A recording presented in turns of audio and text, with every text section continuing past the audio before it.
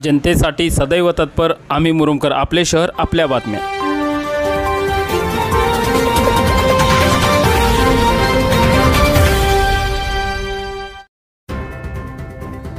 महाराष्ट्रात विविध ठिकाणी महिलांवरील होत असलेल्या अन्याय अत्याचाराच्या घटनांमध्ये दिवसेंदिवस वाढ होत आहे।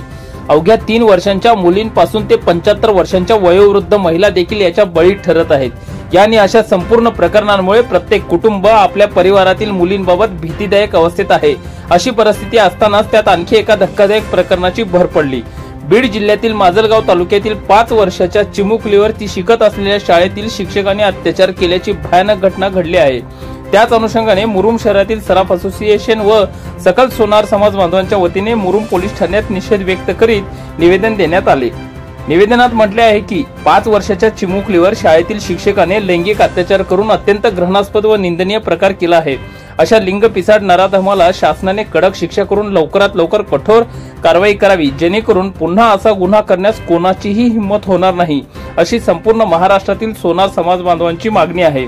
अशा आशयाचे निवेदन मुरुम पोलीस ठाण्याचे सहाय्यक पोलीस निरीक्षक संदीप देहवळे यांना देण्यात आले। यावेळी निवेदनावर सराफ असोसिएशनचे अध्यक्ष अमित पोतदार, उपाध्यक्ष गोविंद कौलकर यांच्यासह प्रशांत पोतदार, राजेंद्र पोतदार, राघवेंद्र घोडके, गणेश महामुनी, प्रसाद महामुनी, महेश बदोले, प्रशांत सावंत, सचिन यादव, बाळासाहेब सुरवसे, मनोज वेदपाठक, संकेत पोतदार, रुपेश कोलकर, बाबू सुरवसे, वैजनाथ बदोले यांच्यासह अनेकांच्या स्वाक्षऱ्या आहेत। यावेळी सकल समाज सोनार बांधव मोठ्या संख्येने उपस्थित होता।